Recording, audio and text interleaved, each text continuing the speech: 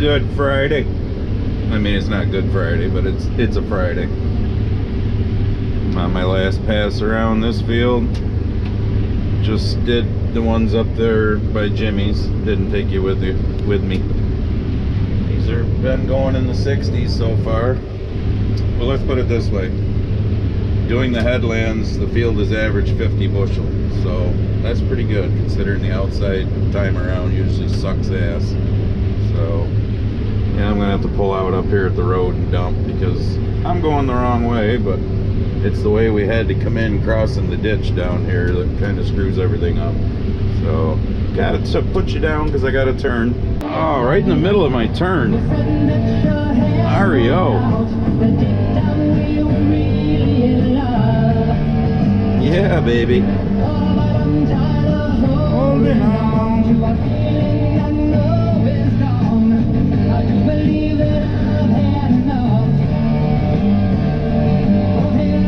I should square this corner, but hey, REO is on, so I'm not gonna.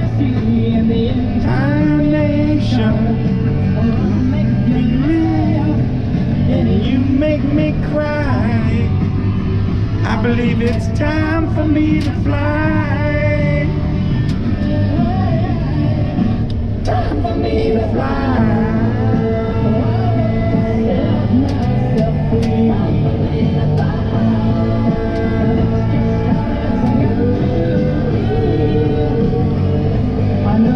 Fuck you, screw tube. You can go fly. Take a flying fuck.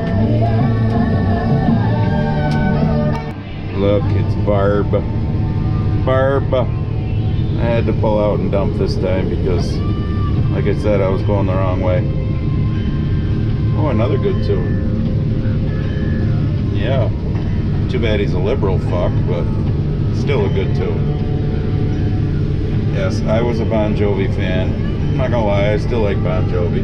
But he's a liberal fuck. He supported Hillary and Biden and now Camel Toe, so.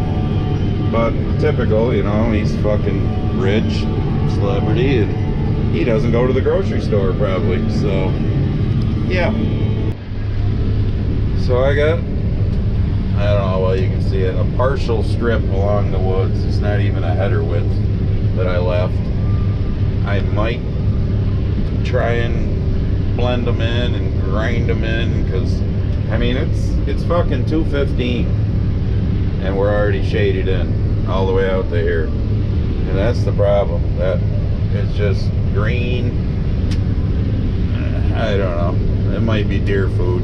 A little bit of beans that are worth trying to get there.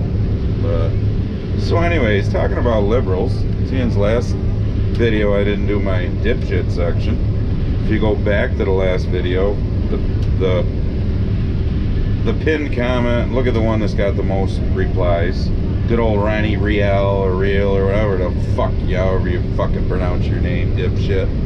You know, he had to jump in with his TDS.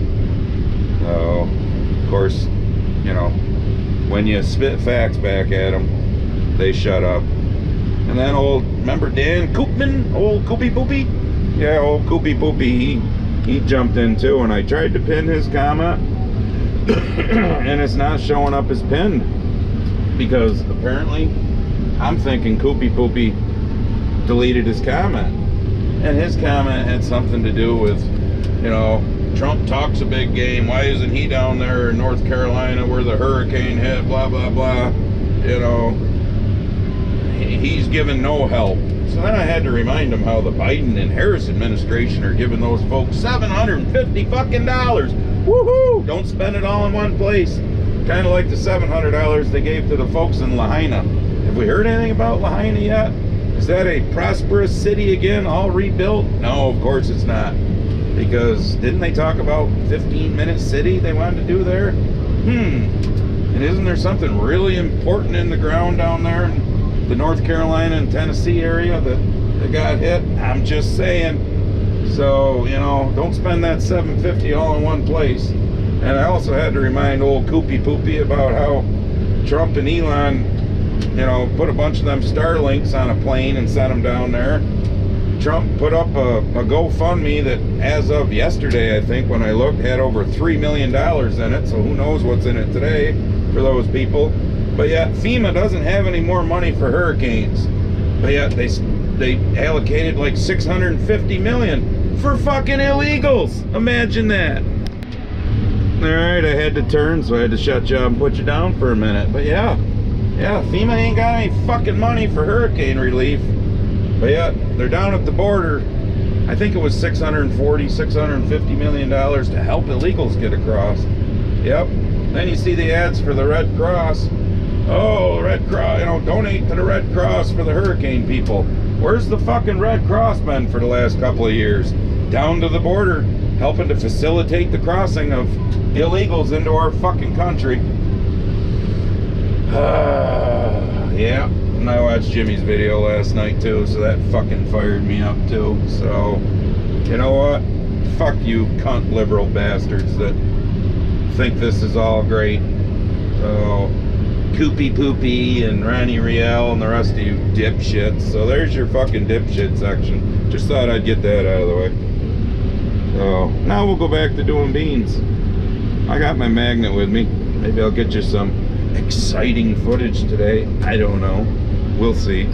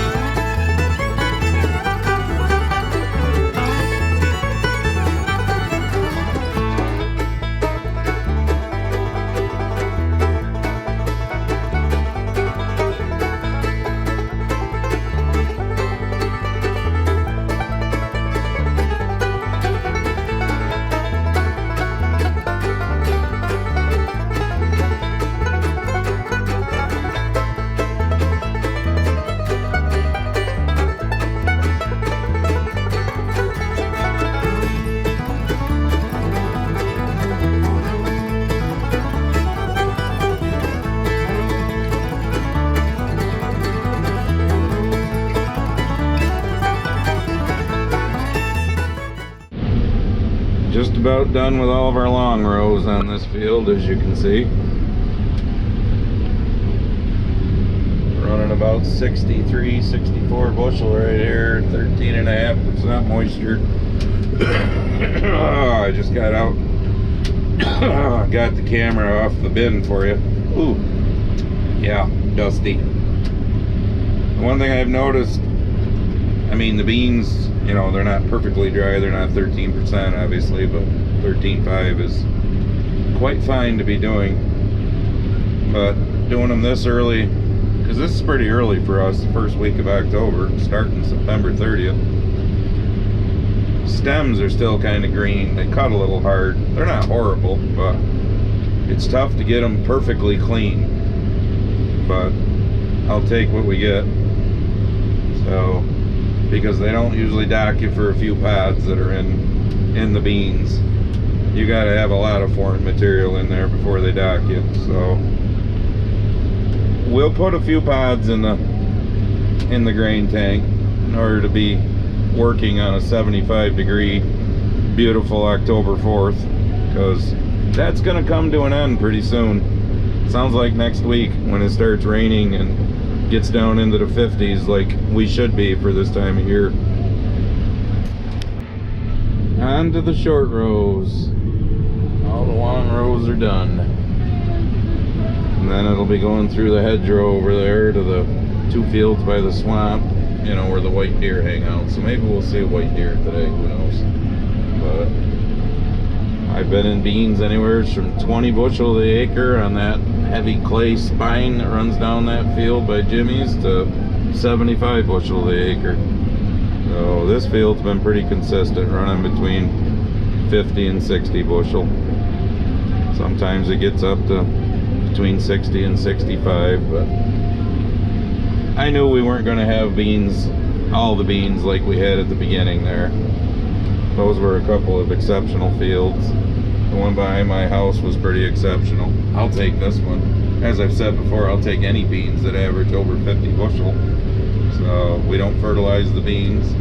We just drill them. Drill them, do our weed control, and harvest them. So if by the time we're done this year we average over 50 bushel completely through, I'm a happy guy. Now if the price would just go up, it went down another 8 cents today. Yeah, because it sucks when you can only get, I think right now I can get like 9.40 something a bushel. Yep. Corn right now you can get like 3.75, something like that. Yeah, can't even get cost of production. It's great. It's great. Well, let's give all the money to the fucking illegals, because the Democrats need more voters. But hey, don't forget, according to some of the dipshit haters on this channel, we're getting all these subsidies. Yep. I keep offering to let them check with the FSA office, and you know, every farm bill runs every 4 years, basically under a president. Yeah, go see the last 4 years under Pudding Brain, what I've gotten for subsidies. So, and of course, you know, other than what we all got for, I guess you could call it a subsidy, our Tier 19 checks. So, yep, but the subsidies are keeping us alive. Sure thing. We sure could fucking use some subsidies right now with these prices. I have to keep turning you off and turning you back on because I'm turning, but hopefully Trump gets back in so then he can hold Mexico's feet to the fire and China's feet to the fire on the trade agreements, you know, because hey, Biden hasn't. So in other words, everything that you see made in China and made in Mexico just keeps getting dumped into this country, and then they go and buy their corn and soybeans and shit like that from South America. Yeah, so instead of the United States being the big dog on the block for agriculture like we were for, I don't know, centuries, it's becoming South America. So, but these countries that don't buy from us keep getting to dump their shit into this country. Dirt cheap. Yep, it's a great fucking system we got. Great fucking system. Chelsea's home from college. She's out riding the gator around. Don't know if you can see her. Kind of sad though, the fact that Buddy's been gone for 3 years now. You don't get to see him riding around in the back of the gator anymore. Yeah, I gotta call these guys to come and clean all my ditch banks too. But there goes Chelsea. 10 of 4. Look at all the freaking shade coming in already. But there's 22 acres down here between this field and the one behind me. If we get this done, it'll probably be our day. These are better than I thought. I mean, been running in the high 40s, near 50. This usually isn't that great of ground here, but it's better than I thought it would be. So we could really use a frost to kill this bean stems. We're not going to get one for at least 2 weeks, and to do the corn in, so it'll dry down even quicker. But unfortunately it's going to be like the 3rd week of October before we get a frost, according to the extended forecast. This field might actually be doing pretty good because it's normally a wet field. There's usually spring holes in this side hill here that 8 out of 10 years I have to work around. And as you can see, you can't tell where a spring hole is. We worked through everything in this field this year. So maybe that's why these beans are better than I thought they'd be. I was figuring if they average 40 bushel, I'd be happy. I think they can average between 45 and 50 because it was a dry summer, so the wetter ground did better. And like I said, it's not the greatest dirt, but it's not horrible. Big side hill, as you just saw. Yeah, that's why it's not always down here in the hollow. Yeah, it's usually pretty good down here. This is kind of a steep son of a bitch here too. Probably the camera doesn't do it justice, but yeah, she's steep. It don't bother me, these hills anymore with these tracks. But yeah, I mean, you can't even tell where any of them spring holes are. This is one of them deals where, you know, you feel good because it's not great, but it's way better than what you figured it would be, because you've been working it for, you know, decades and you know what it's like. But being a wet field, it actually turned out to be a good year for this field. And like I said, it's, you know, it's running in the 50s. It'll get down in the 40s, but I'll take that on this ground any day of the week. And looking over into the next field, that don't look half bad. So I'm going to turn you off now and probably not turn you back on unless we see a white deer or until I get done here and wrap this video up, because I just don't want to keep turning the camera on and off. Alright, so I got it zoomed out. Barb's talking. So there's a white doe, a white fawn, and a brown fawn. Over here, there's a white deer. There's a piebald, part brown, part white. There was 4 of them over there. I don't know where they went, but don't very seldom see the piebalds. Generally, they're just the pure white, like that one. You can see it's 2 little ones coming out. Boy, those are small fawns too for being October already. There's your white deer. I told you if I saw any, I'd turn it back on.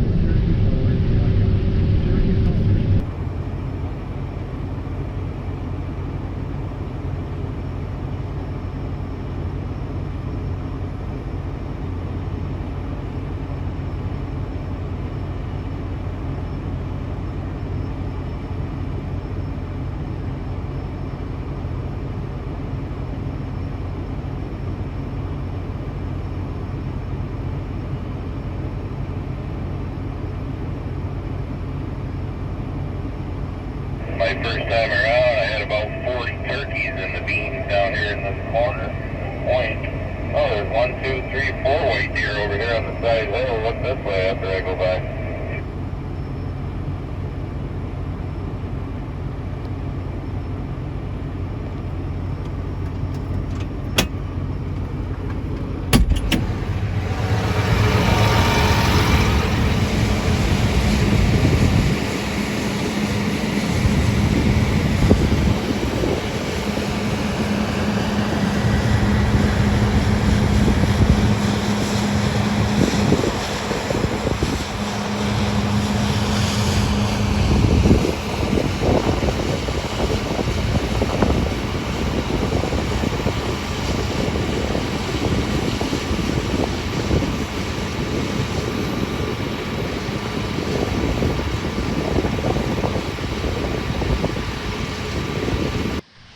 Alright, back at the shop. That truck's loaded. Just gonna leave it loaded till tomorrow. Dump it before we take off. Finished where we were. Just shy of 50 acres, like 47, 48 acres for the day. Wet bin should be getting just about empty. We gotta move to a 33 acre field. No sense in moving because, well, they'll get tough in the next hour anyhow. Plus,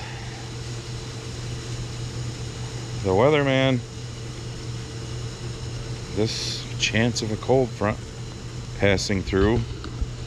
So this is what our future radar looks like for the next few hours. It ain't very dark, but it goes over us. I'm hoping it misses us. We're gonna find out. We left the combine, the tractor and cart down in the field. I don't like leaving the combine out if it's gonna rain, but I don't know. This ain't supposed to be much. It's a hit and miss thing, so. And if it rains on it a little, whatever. I blew it off, so. All right, speaking of which, I gotta get the leaf blower out of the truck. So here's your one more thing. I don't really have one, so just push on the Grumpy Farmer apparel link. And you know, I got thinking about it watching Jimmy's video last night, I think it was, when he was screaming, "Are you getting it yet?" like Farmer says. Get your "Are you getting it yet" shirts too. And when somebody says, "What's that mean?" Yeah, tell them obviously they ain't getting it yet. So we'll see you in the next one.